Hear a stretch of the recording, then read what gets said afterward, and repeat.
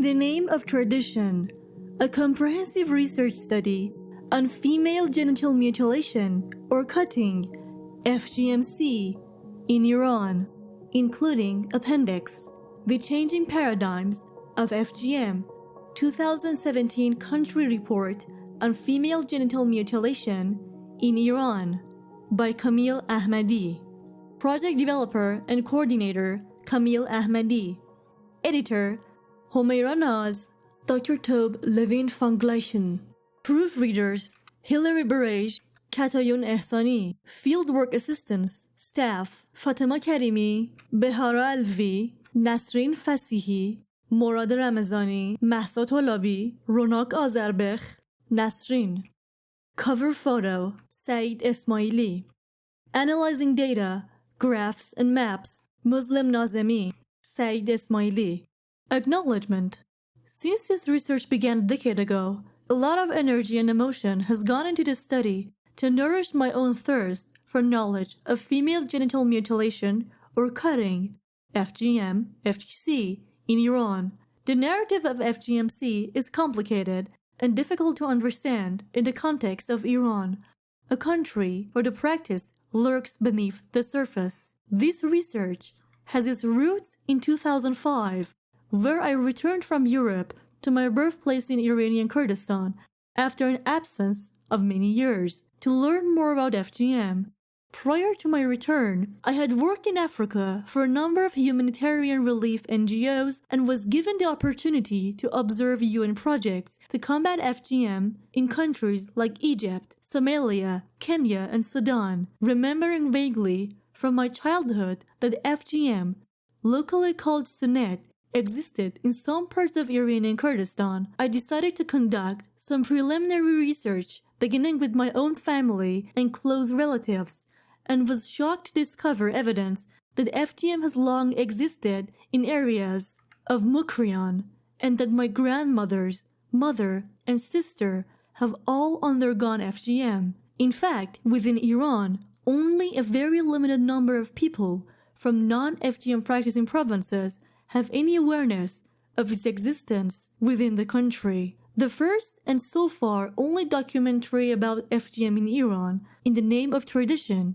was filmed by capturing the views of the residents in various Kurdish villages and neighborhoods of the city of Mahabad, as well as some villages from the nearby Kurdistan province and Hormozgan, a region located where Kurdistan and Kermanshah provinces meet. Ahmady, 2006. A later edit of this anthropological documentary contains footage and interviews from regions and villages of Kermanshah and Hormozgan province, including islands such as Qeshm, Hormuz, and Kish.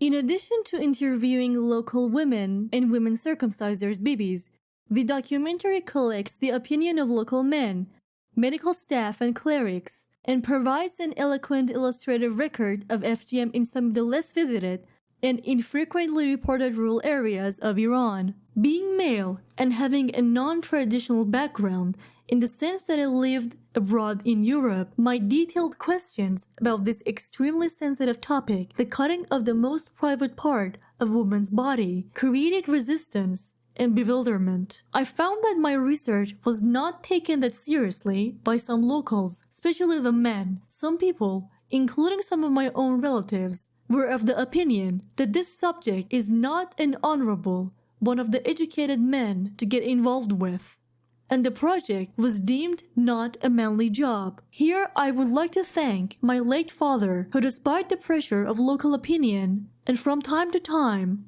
from the government, supported me throughout. I would also thank members of my family and close friends who inspired me to persevere with this study despite the resistance I encountered throughout this research project. I would also invite readers, in particular Iranian readers, to refrain from passing judgment hastily on issue of FGM and to read this study with open mind. Throughout this 10 years journey, numerous people and organizations have helped me tremendously in completing this project. In particular, parts of the fieldwork were only achievable by fact-fielding research, field-based training, support and assistance. In this regard, I would like to thank Fatima Karimi, Bahara, الوی نسرین فسیحی، مراد رمضانی، مهسا طلابی، روناک آذربخ، نسرین احمدپور، شفق رحمانی، علی رحمانپور، شیرین اکبری، شیوا رستگاری، نسرین قهرمانی، زهرا دریانورد, Fahima Minabi, and Muhammad Azizi for supporting me in launching this research to highlight the traumatic rite of FGM. Special thank to the following that assembled, analyzed, triangulated, and developed a narrative so that we would present this work in the form of a comprehensive report. My utmost gratitude goes to Homaira Naz, in particular, who has been in contact with me for a number of years through long-distance communications from Pakistan and recently from Australia. She stood by this research and helped me throughout to develop and refine this study by acting as a consultant. I also thank Shafaq Rahmani, who stood by me in difficult times, and others who have chosen to be nameless for their cooperation and readiness to accomplish this task. I will also thank Ronak Rezai for her Persian translation work when there was no need for it. Thanks goes to Muslim Nazemi for his help with analyzing data on graph, Saeed Esmaili for designing data on map, and Shirin Telandi, Mansoor Eskandari, and Dr. Shamei for their legal advice. I am also grateful for the following who briefly helped, got involved, and supported this research in parts. Ekhshan Azizi, Hiro Zubiri, Zainab Bayezidi, Parveen Zabihi, Fatemeh Hassanian, Elham Mandegari, Ina Galoyan, Mehrnoush Pakzadeh, Sheila Azizi, Gina Mudarris Gurji, Sahar Tebak, Rehana Muzaffarian, Murray Ramazan, Fatemeh Daryai, Kejal Padash, and Avat. My thanks are also due to Mark Larson, Dr. Yasser Al-Ahmadi, Dr. Molina Fernandez, Thomas van de Ostenzaken, Tini, Nadia, Jesse, Hekati Papadaki, Avid Faman, Falah Murad, Varis Duri and her office, UNICEF, and UNFPA Tehran and New York staff, the Tostin Project, the NOFGM Initiative, the Orchid Project, Dr. Sarah Killer, Kees van de Zanen, Pauline van Nogel, Luke Koopmans, Ibrahim Samin Ali, staff of the Anthropology Departments of University of Canterbury, UK, and the University of Tehran, Gender Department of SOAS, School of Oriental and African Studies, and archive staff at the British Library and the National Library of Iran. All those named have been a great professional help, provided guidance, assistant, and source of inspiration. Many thanks to all the clerics, religious institutions, and other public figures who cooperated in this research. Haji Mullah Hassan Vaji, Molavi Ali Reza Ilkhani Ferahabadi, Mullah Omer Bestaki, the office of Molavi Abdul Hamid Ismail Zahi, Molavi Muhammad Qishmi, Molavi Zahid Lingaifrani, Mullah Osman Mukrayani, Qom and Mashhad Seminary of Traditional Islamic School of Higher Learning, Provincial Clergy Centers of Kurdistan, West Azerbaijan and Hormozgan. I would also like to extend the hand of cooperation to the responsible ministries and agencies of Iran, including those responsible for health, social services, and medical universities. I am ready to share knowledge and data about the offended provinces, recommending and encouraging the government to fully acknowledge and take on board the importance of combating FGM. I am obliged to Dr. Helen Carr from Oxford University for her friendship, motivation, and her professional advice, Hilary Berg, Dr. Tobe Levine, and Katayun Ehsani for sharing information, proofreading, and feedback, particularly finalizing the framework of this research study. Richard Lim deserves thanks for his editorial support. I acknowledge the support, hospitality, and insightful inputs of all the relatives, friends, and people of West Azerbaijan, Kurdistan, Kermanshah, Elam, Sistan and Balochistan, Golestan and Hormozgan, Golestan and Hormozgan province, who provided team members with accommodation and help. In particular, Mansoor Rahmani, Saman Rahmani, Kaveh Kermanshahi, Balal Muradvisi, Golala Behrami, Nasrin Hosseini, Deyako Alvi, Nasrin Nusrati, Maryam Molai, Leila Anayedzadeh, Ahmad Hosseini, Parveen Farhang, Siyamak Farhang, Hassan Fesharaki, احمد بختاور، جمیله هاشمیان، کاوه رحمانی، حدیث کمار، شیرین گنسر, Lale Yurtserver, and Shala Najafi. Thanks also to all those who were there when help was needed and who wished not to be named. The massive amount of data gathered for this study has yet to be fully analyzed, but the intention is eventually to publish it as a book in English and Farsi, with a subsequent Kurdish translation soon. I am also intending to release work on study of child marriage in Iran, a research that I started some years ago while conducting this work on FGM. The great news is that FGM rates are declining across the globe, including in the secret pockets in Iran. However, there is still a lot of work to be done in order to combat FGM in Iran. I would now like to invite readers, in particular Iranian readers, to refrain from passing judgment hastily on issue of FGM and to read this study with an open mind. I consider the act of female genital mutilation or cutting on the minors and specially hidden beliefs behind it as a violation of children and human rights. During the last years, I and few others have tried our utmost to reach out to the responsible ministries and provincial officials in FGMC-affected provinces to gain support for a joint plan to address FGM in Iran. However, our efforts did not attract and receive any attention from the government. I, along with a number of other like-minded researchers, would like to extend our hand and offer our cooperation to government of Iran in supporting nationwide efforts to raise awareness, provide access, to reach out to communities' involvement, and start dialogue between the relevant stakeholders to synchronize any action plan with our universal human rights commitments. The government is a signatory to a number of international children's rights treaties, and while it should ratify all outstanding treaties, it also needs to adopt a comprehensive action plan to combating FGM. Such a plan would need to include the following. For more recommendations, also see Chapter 4. 1. Engagement and buy-in from the local key influencers and stakeholders, given the culturally sensitive nature of the topic. 2. The National Education Program, which would include, amongst other things, raising awareness on the dangers of FGM. And 3. New laws criminalizing FGM.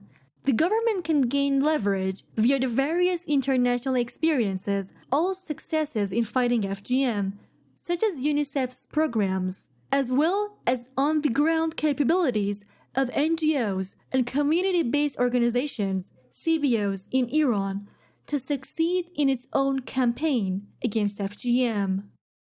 Abstract. This comprehensive study investigates, explores, and analyzes the existence of female genital mutilation or cutting, FGMC, in Iran. FGM is prevalence in 4 Western Azerbaijan provinces of Kurdistan, Kermanshah, and Hormozgan. FGM is a long-standing ritual which continues to violate aspects of women's sexual rights.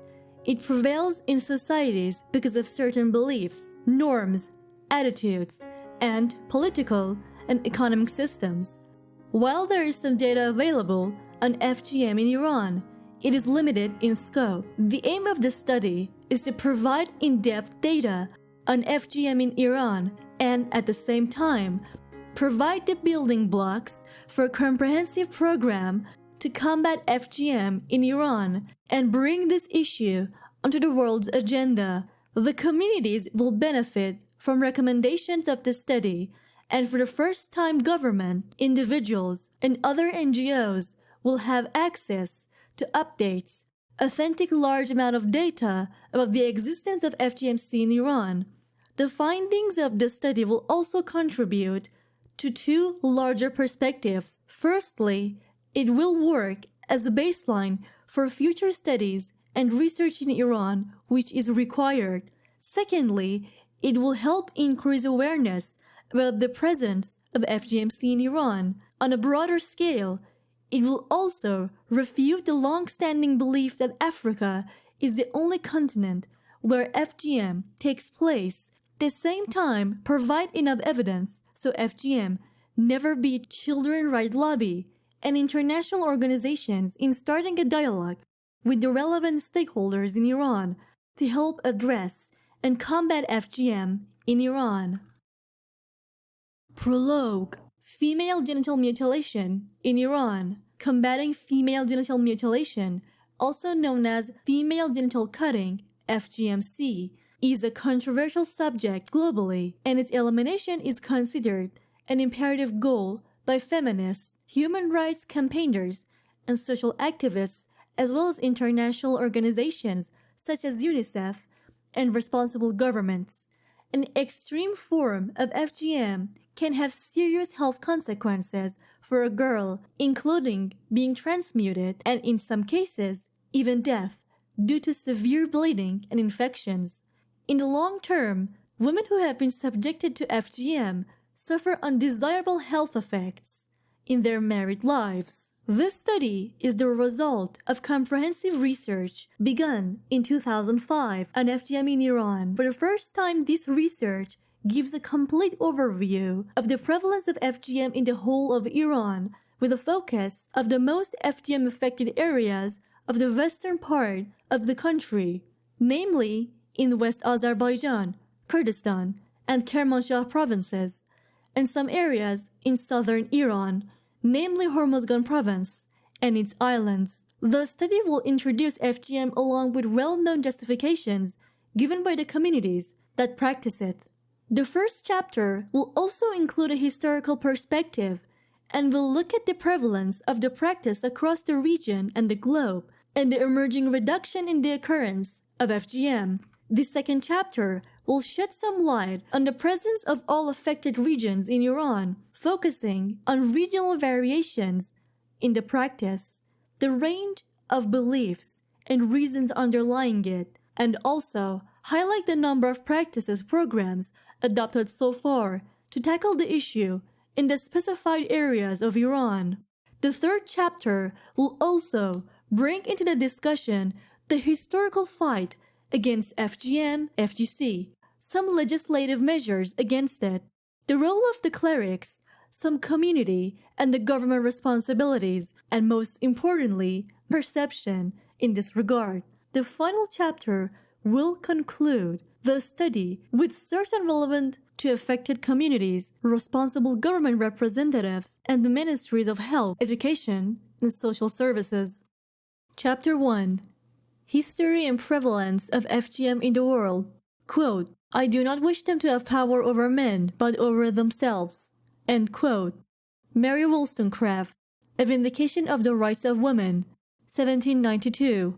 FGM is an ancient ritual which violates essential aspects of women's and children's sexual rights. Recent data from the United Nations Children's Fund, UNICEF, indicates that roughly 130 million girls and women alive today worldwide have undergone some form FGM or FGC. UNICEF, 2014. Further research shows that 92 million of them are over the age of 10 and mostly live in Africa. According to official UN data, FGM is practiced in 29 countries in Western, Eastern, and Northeastern Africa, in parts of the Middle East and Asia, and within some immigrant communities in Europe, North America, and Australia. End FGM, 2012, UNICEF, 2013. Its prevalence in several countries exceeds 80%. UNICEF, 2014. The age of girls undergoing FGM varies from one culture to another. In general, it is performed on a girl between the ages of 4 and 12. However, in some cultures, it is practiced on newborns or just prior to marriage. The chart below gives an overview of the vast extent of the practice. Female genital mutilation, terminologies, and definitions. The practice generally involves partial, or in some extreme cases, the total removal of the external parts of female genitalia. In English, the term female circumcision has been used for this practice to compare it with male circumcision. Nowadays, however, as a result of the work of feminist activists against the practice, just female genital mutilation, FGM, is the preferred expression. The most common and accepted typology is that of World Health Organization, WHO, which divides into 4 types as described below. Type 1. It is the mildest type, consisting of the removal of the prepuce, clitoral hood, and/or partial or total removal of the clitoris. Type 1 is divided into 2 forms. The first one, rarely performed, consists in the removal of only the clitoral hood, which is the extended skin of the clitoris. The second form is called clitoridectomy or clitorectomy and consists of the partial or total removal of the clitoral hood and clitoris. WHO 2008. Type 2 is the partial or total removal of the labia minora with or without the removal of the clitoral glands and labia majora. It is subdivided into 3 forms: removal of the labia minora, removal of the clitoral glands and the labia minora, removal of the clitoral glands, the labia minora and the labia majora. WHO 2008. Type 3 is the strictest and the most painful type of FGM, FGC, that involves removal of the external genitalia and the fusion of the wound. In this type, only a small opening is left in fibulation to allow the flow of urinary and menstrual blood. 3 has 2 forms. The first one is the removal and the closure of labia minora. The second is the removal and the closure of labia majora. WHO 2008. Using thorns or stitches and poultices for healing purposes, the legs of the victims are tied together for 2 to 6 weeks. According to WHO, only an estimated 15 to 20% of all women who experience genital mutilation undergo type 3. In certain countries such as Djibouti, Somalia, and Sudan, the proportion is 80 to 90%. WHO 2008. Infibulation is practiced on a smaller scale in parts of Egypt, Eritrea, Ethiopia, Gambia, Kenya, and Mali, and may occur in other communities where information is lacking or still incomplete. WHO 2008. Type 4. All other harmful procedures on the female genitalia for non-medical purposes, for example, pricking, piercing, incising, scraping, and cauterization. FGM has harmful effect on girls' mental and physical health. In many cases, the consequences are permanent. The process is normally painful as it is carried out without anesthesia and without prior consent, often on children between the ages of 4 and 12. It is typically performed by a traditional circumciser, mostly a woman, with no medical background and training, whose only qualification is her years of experience. The tools used are razor blades, scissors, or knives for the cutting, and this is mostly followed up by sewing up the wound with the help of thorns thread.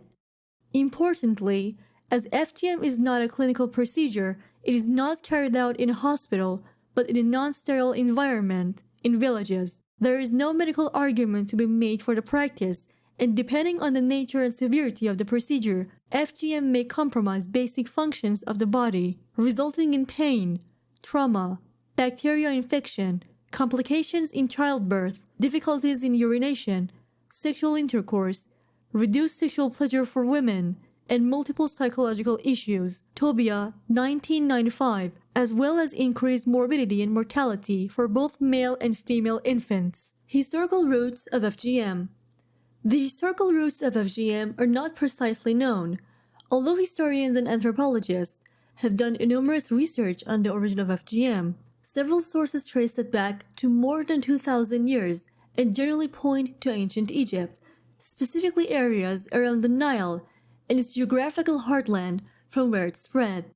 Some historians claim it to be a pharaonic practice, and that its roots lie in the 5th century BC Egypt. Pharaonic circumcision, an expression prevalent in popular discourse, is sometimes considered as a proof of the claim. Some researchers regard it as something the Egyptians did to prevent women getting pregnant, especially slave women. Others mention it as an African Stone Age way of protecting a young female from rape. Lightfoot Klein, 1983. The early Roman and Arabic civilizations linked FGM with virginity and chastity. In ancient Rome, female slaves were subjected to it to repress sexual activity and to raise their value. It is well known that FGM/FGC was historically practiced in many parts of the world, not limited to Africa and the Middle East. It was practiced by Australian Aboriginal communities, the Phoenicians, the Hittites, the Ethiopians, and the ethnic groups in Amazonia, some parts of India, Pakistan, Malaysia, and Indonesia, and in the Philippines. In the 19th century, FGM was practiced in Europe and the US, where some physicians embarked on clitoridectomy to prevent masturbation or counteract female homosexuality and some mental disorders such as hysteria. Brown, 1866. In fact, FGM sporadically continued in the USA until 1970s in one form or another. FGM, global prevalence. According to UNICEF data, FGM is most common in 29 countries in Africa, as well as in some countries in Asia and the Middle East, and among certain migrant communities in North America, Australia, and Middle East and Europe. UNICEF 2013. There is no evidence for it in Southern Africa or in the Arabic-speaking nations of North Africa, except Egypt. Increased migration of people from practicing countries has resulted in the spread of FGM to other parts of the world, including Australia, Canada, New Zealand, the US, and the European nations. Boyle and Purvis, 2000. The practice can also be found to a lesser extent in Indonesia, Malaysia, Pakistan, and India. Zaki and Yusuf, 2013. In Iraq, FGM is practiced among the Sunni Kurds, some Arabs, and Turkmen. A survey done by a number of NGOs in 2005 suggests 60% prevalence among Kurds in Iraq. Gharib and Dougherty, 2004, 226. Later studied from the same area following the launch of a number of local and regional campaigns to combat FGM, suggested a lower rate of FGM. According to Turkish regional governments, UNICEF and local NGOs, FGM rates have been dropping rapidly. Reliable figures on the prevalence of FGM are increasingly available. The statistical review by UNICEF mentions that national data have now been collected in the Demographic and Health Survey DHS program for 6 countries: the Central African Republic, Côte d'Ivoire, Egypt, Eritrea, Mali, and Sudan. In these countries, the rate among reproductive age women varies from 43% to 97%. Data for these countries also subdivide the rates among different ethnic groups. However, the statistics are silent about its presence in the US and a few other Western countries. The map below shows its current prevalence in different parts of the world. The map confirms the prevalence of the practice in above-mentioned countries and shows that Iraq has amongst the lowest rates of FGM at 8%. UNICEF 2013. Iran is now on the list of practicing countries, consisting of the parts and countries above mentioned, colored differently. Red being above 80%, orange being 51% to 80%, yellow 26% to 50%, green 10% to 25%, blue less than 10%, and gray.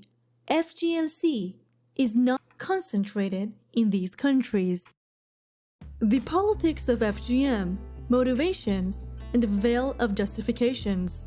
FGM is intrinsically embedded in the social fabric of practicing communities who have an abundance of reasons they use to justify the act of removing a part of women's bodies. WHO associates the justifications with the ideologies and histories of practicing societies founded on gender inequality and the patriarchal control of women's sexuality.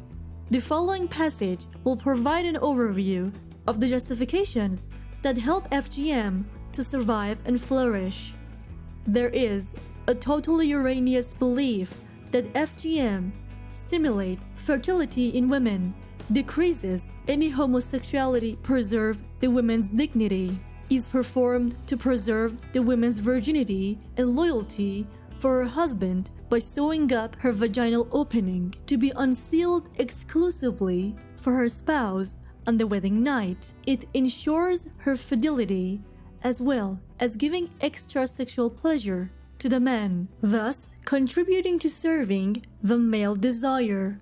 Linderfer, 2007. In certain communities, mutilation is carried out as a part of the initiation into adulthood.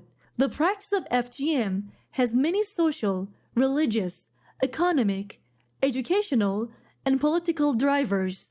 The supporters of FGM associated with that they claim as the empowerment of their daughters, helping to ensure that girls get married and to protect their family's good name. Cultural beliefs of the practicing communities in terms of gender and sexuality also bolster FGM. The communities associate the procedure with the beautification, modesty, and cleanliness of women. But many critics believe that the motivation behind this is to limit and control women's sexual behavior until marriage.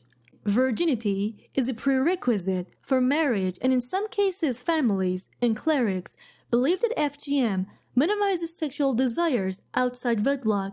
Interestingly, in some of these communities, a girl who has been subjected to FGM may receive a good number of marriage proposals. Some supporting beliefs are associated with hygiene and aesthetics. In FGM practicing communities, an unmutilated woman is considered unclean, and some people believe that a woman's clitoris grows in size if not cut.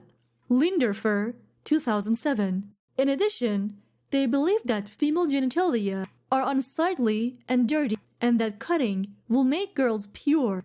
Once she is married, her cooking will be considered halal. As we have mentioned earlier, FGM predates Islam and Christianity. However, many discourses link FGM with religion and consider it as one of the requirements of Islam, which is misleading. It is true that FGM is prevalent in abundance in some Muslim countries, but FGM is not mentioned in the Quran or Bible, nor described in any authoritative Islamic or Christian texts. Ruzi, 2013. FGM also occurs among certain groups of Christians, animists, and Jews. For example, in Eritrea and Ethiopia, Coptic and Catholic Christian communities practice FGM. In Jewish groups, namely the Beta Israel and Falasha, girl circumcision is also widespread, linking the practice with the purity of women and being a devout person in the eyes of the Creator. Economic reasons cannot be ignored and are the most vital of the other justifications. In some practicing communities, an uncut girl is seen as a burden for her family and not eligible for marriage due to the deeply rooted practice of mutilation. As a result, she is unable to fetch the bride price for her parents.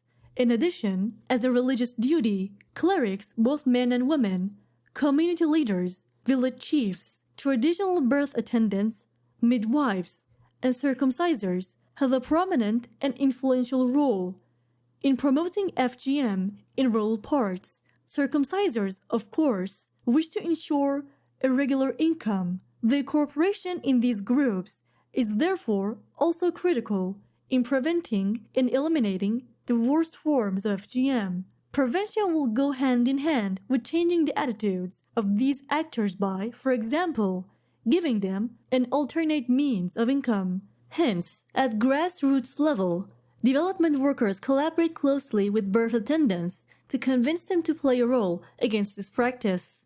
FGM, a declining trend. The current waves of modernization and growing awareness have brought many changes in people's attitudes towards FGM and changed behaviors in a number of ways. Behavior in diaspora groups may, however, be converse of domestic ones where, for instance, FGM is adopted as a marker of difference from the host population. The international development and humanitarian organizations look at the issue through the prism of violence, in particularly violence against women and children.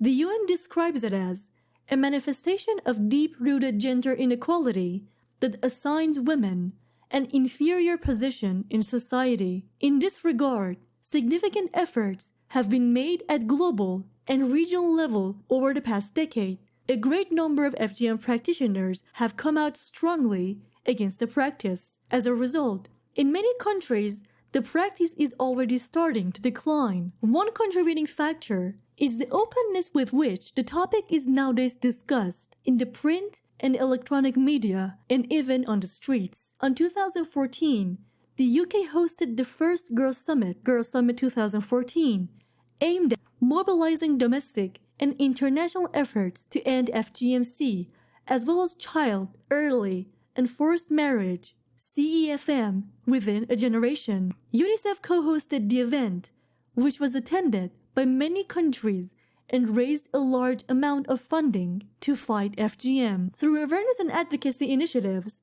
campaigns have succeeded into breaking a taboo, making FGM a widely talked about issue. In some of the affected areas of the world, we now see a sharp drop in the rate of FGM among many communities and positive changes in attitudes towards this practice. A recent study by the Demographic Health Survey in Yemen indicates drop in the practice due to the effort made by the government and other relevant stakeholders. Al-Khulaidi, ETAL, 2013. There is a chart. Consists of two parts. The lower part going from the number 0 to 100, and the other part consists of countries. From the top, Côte d'Ivoire, Eritrea, Central African Republic, Kenya, Burkina Faso, Uganda, Cameroon, Niger, United Republic of Tanzania, Iraq, Ghana, Benin, Togo. There are different colors. Dark blue, think FGMC should continue. Gray, think FGMC should stop. Soft blue, say it depends, are not sure. Each country, from top to bottom, as red, varies in their opinion, but the percentage of the color gray keeps on growing as the chart keeps going from top to bottom, and the color darker blue, the percentage keeps getting smaller as the chart goes from countries from top to bottom. Similarly, in Burkina Faso, leaders explicitly acknowledge FGM as a women's and children's right issue, and they are adopting a unique strategy to tackle it through education, protection measures, and also prosecuting those involved. The government in Iraq and Egypt has arrested those who practice it, fined them, and in some cases sent them to prison. In Iraq, a recent survey of hundreds of families in the Kurdish region, published by UNICEF, also shows a sharp decrease in FGM. Use of the practice has almost halved in Benin, the Central African Republic, Iraq, Liberia, and Nigeria in adolescent girls. According to the report, the most prominent role in this reduction is the attitudinal change in women who would once have gone through all this. According to the victims, the practice is useless and can bring only sorrow and pain to their own daughters. Therefore, they strongly condemn it, which marked a predominant era of change across many nations and communities on the continent. Pandit, 2012. This reduction can be seen in the following graph. Graph is called Rates Dropping, FGMC, Prevalence Percentage Change. Joint program countries, where comparison is available, women aged 15 to 49. The graph consists of different parts. One going from the number -20 up to 5, and the other consists of different years. Kenya, 2003 to 2008, 2009, -15.8%. Senegal, 2005 to 2010, -8.9%. Ethiopia, 2000 to 2005, negative 7%. Mali, 2001 to 2006, negative 7%. Egypt, 2000 to 2008, negative 6.4%. Eritrea, 1995 to 2002, negative 6.1%. Burkina Faso, 2003 to 2006, negative 5.4%. Guinea, 1999 to 2005, negative 3%. Sudan, 2000 to 2006, negative 1.1%. Mauritania, 2001 to 2007, positive 1.3%. Chapter 2. Prevalence of FGM in Iran. Although neither exclusively Muslim nor Middle Eastern phenomenon, FGM is undeniably practiced among certain Muslim communities and Muslim countries, mostly among Sunni of Shafi school of Islamic jurisprudence. In Iran, the practice has a long history, and there are still numbers of people who observe the ritual of FGM for the sake of their religious and cultural beliefs. The practice is found mostly in rural areas, as well as in urban outskirts, in parts of the east and west of the country. In Iran and Iraq, FGM is mainly associated with Shafi Kurds who speak the Sorani dialect rather than Kermanji. In Iran today, the Twelver Shia branch of Islam is the official state religion, with a 90 to 95% of Shia population and a minority Sunni Iranian community of about 4% to 8%, who are mainly Kurds and Baluch, as well as Persian communities of South and Turkmen of northern part of Iran. Chang and Begi, 2012, the remaining 2%, comprise non-Muslim religious minorities. Ahmady and Molayei, 2012, FGM in Iranian Kurdistan occurs in certain areas within the Kurdistani religion, including villages near the borders with Iraqi Kurdistan. In the page 28, there is a picture of the city of Qom, picture taken by Kameel Ahmady. The picture consists of women and children near a mosque, mainly girls. However, prevalence of FGM in these areas is patchy and varies sharply from one religion to another, and in some cases varies significantly between neighboring villages. For years, the Kurdish religion government, KRG, in Iraq, with the help of local NGOs and other international organizations, have been playing its part to eradicate FGM and has been relatively successful in doing so. HRW 2010. In Iran, however, FGM is not a public discussion and is seldom mentioned. In most cases, official representatives, as well as nationalist individuals or groups, are in denial about FGM's existence. There is also a lack of interest among the Shia's religious establishment to try and track FGM, as they feel it is an exclusively Sunni practice in which they should not get involved. End FGM 2012. The 4 provinces known to be associated with the existence of FGM also have a history of other types of violence against women, such as child marriage, forced marriage, polygamy, and a number of honor-killing cases. Cultural and traditional influences sometimes also lead to self-immolation of women, Kedi 2000. In addition to the Shia religious establishment, the Iranian government also considers FGM as a Sunni issue and has not made any official attempt to try to end FGM.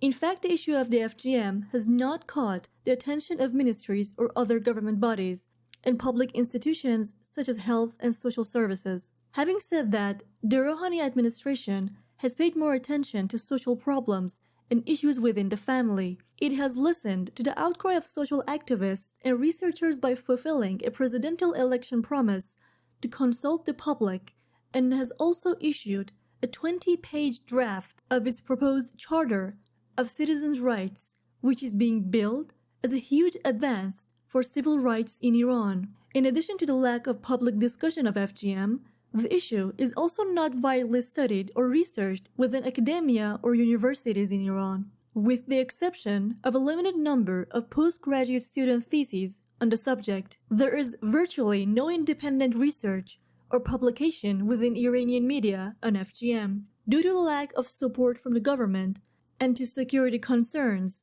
a very limited number of serious and comprehensive studies on FGM have been conducted. Similarly, no public engagement projects for the affected regions have ever been funded or permitted, not even a pilot project program to determine the exact prevalence of FGM and measure the impact of education and training to fight FGM has been permitted. Most of the studies below were conducted by non-local female university students, examining small samples ranging from 40, 200, and 400 cases, and it seems most are similar in size, methods, approach, giving more emphasis to general information, and less to analyses and solutions. Some relevant research studies. One of the first studies done on FGM in Iran was by Ahmady, who was a student of midwifery. She conducted research in Minab's Hormozgan province medical center, and in 2002 she produced a report, Prevalence, Awareness, and Attitudes, FGM in Minab. As a midwifery student, she was able to examine and interview 400 female adults aged 15 to 49 years old from the region of Minab. Ms. Ahmady claims that type 1 and some type 2 FGM cases were seen among women of Minab. She concludes that an increased awareness among locals of the dangers of FGM and the importance of medical care, education, and changing people's perspectives can all play an important role in reducing FGM.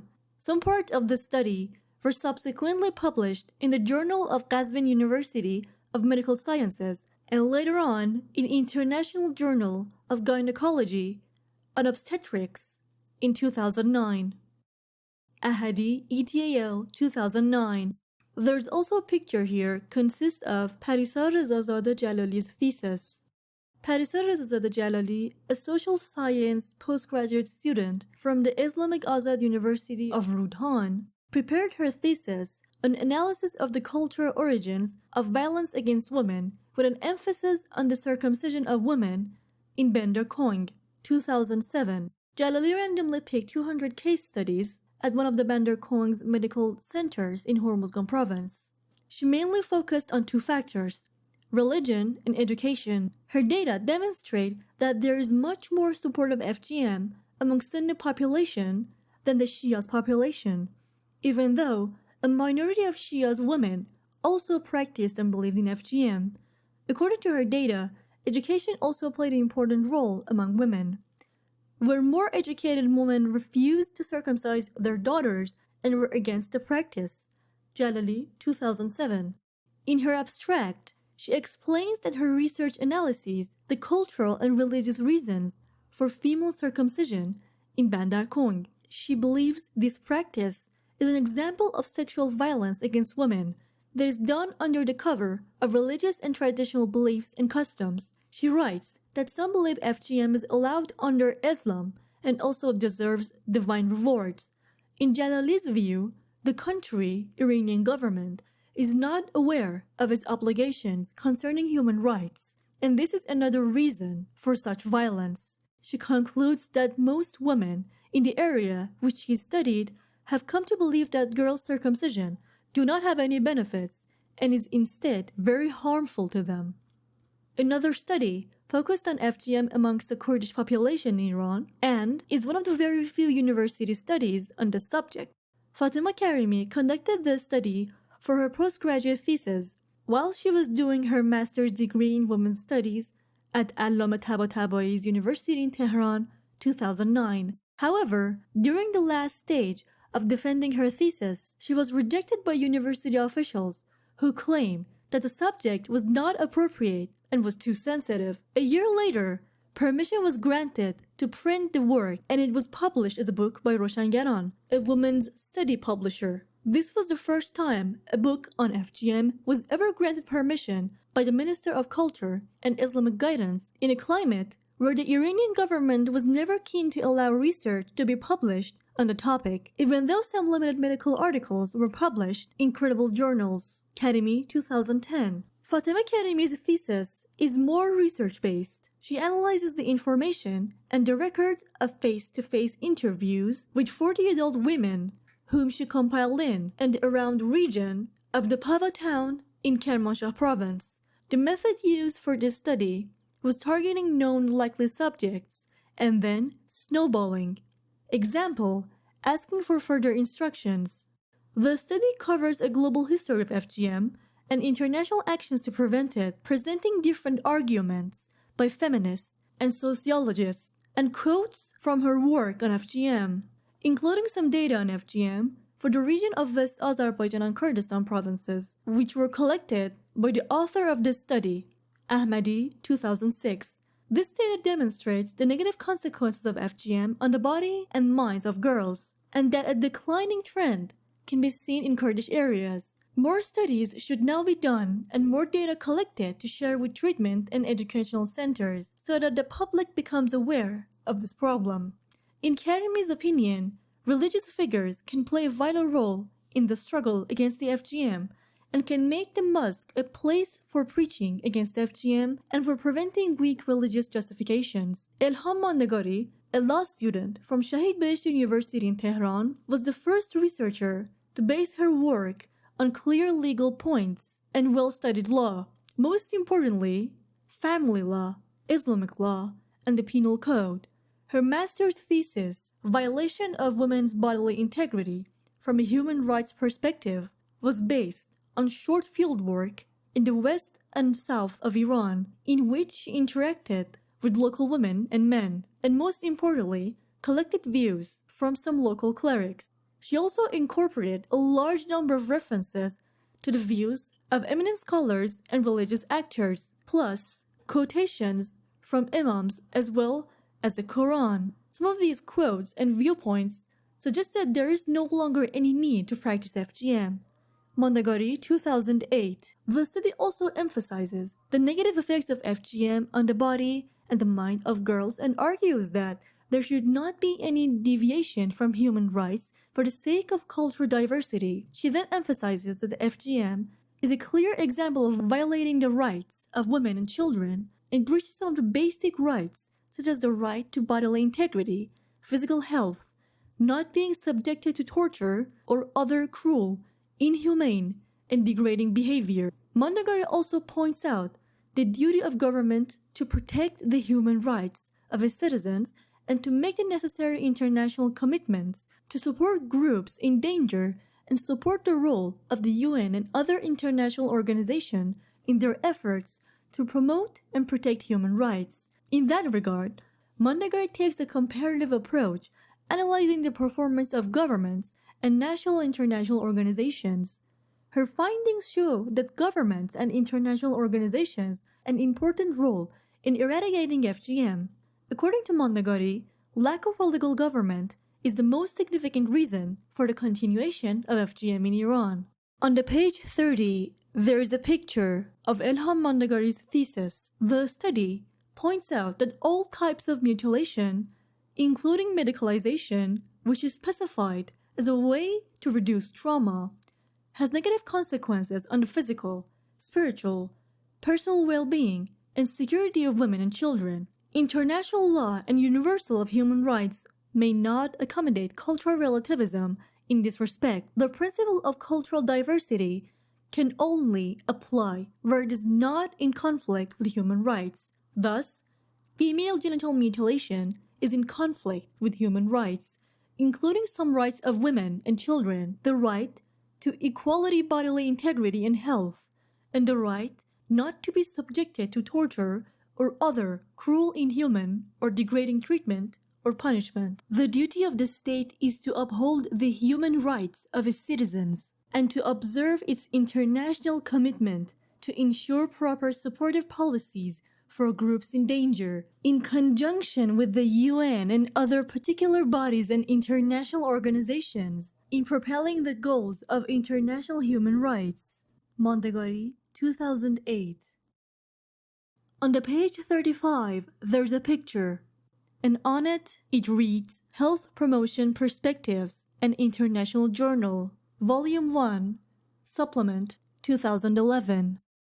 At the 4th National and the 1st International Congress on Health, Education, and Promotion, organized by the Facility of Health and Nutrition Research Center of Tabriz University of Medical Sciences in 2011, Pashai T, Majlisi F, Rahimi A, Gartape published in the proceedings and presented their study, Prevalence of Female Genital Mutilation and the Effects of Health Education based on a Behavioral Intention Model on Attitudes and Behaviors in Women, referring to health centers in Ravansar, Iran. The first part of the study was cross-sectional, involving 348 women, referred to 5 health centers in Kermanshah province. Structured questionnaires were used to determine the prevalence of FGM and the effective factors of performing FGM. Data analysis was performed by using both descriptive statistics and the Pearson correlation coefficient. The second part of the study was experimental, in which an educational intervention of 50 women who practiced FGM was conducted. The researchers concluded that the elimination of FGM requires the participation of religious leaders and custodians of health, and also an increase in people's awareness of the surgery and its complications. Foreign research has shown that in communities which have taken the decision to ban FGM, the practice quickly dies away. In 2011, Rayeh Mozaffarian, a demographics student from the Department of Economics at Shiraz University, submitted her master's thesis on FGM, a survey on social cultural factors related to female genital mutilation, a case study of women aged 15 to 49 in Qeshm Island. The research was conducted in various districts and villages of the island, where 400 questionnaires were distributed within a number of medical centers and completed by locals with the help of the medical staff. Quantitative research methods and techniques were then used to compile data and findings. This thesis is more thoroughly applied in terms of demographics, social, and other indicators-based questions. Mozaffarian, 2011. The study abstract states that the test of hypotheses indicated that there were significant relation between female genital mutilation and the following independent variables: job, education, experience of female genital mutilation in the family, the use of using media by women, sexual control of women, attitude of women, age of the woman, and marriage. Besides that, results indicated that there were no significant relations between dependent variable and the following independent variables: other way of doing violence in the family, accentuated to family, number of children, and gender of children. Mozaffarian, 2011. The same thesis was published as an ebook by Nakoja, a publishing website, in 2013. The final thesis on FGM in Iran is written by Fahima Hassanian. She is a postgraduate student from Islamic Azad University in Tehran, Department of International Law.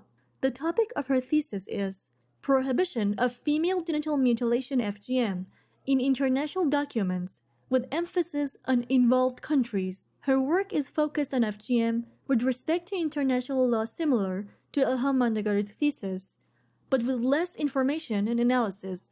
She examines the successful international legal fight against FGM, various laws passed to tackle FGM in different countries, and includes some recommendations. This study contains global data, including some earlier FGM data research conducted by the author of this study, Ahmady, 2006. In part of the abstract, she argues various forms of FGM are found in some areas of our country, Aden, Iran, and sadly, so far the government has not paid any attention to this issue, which is universally considered to be a matter of human rights.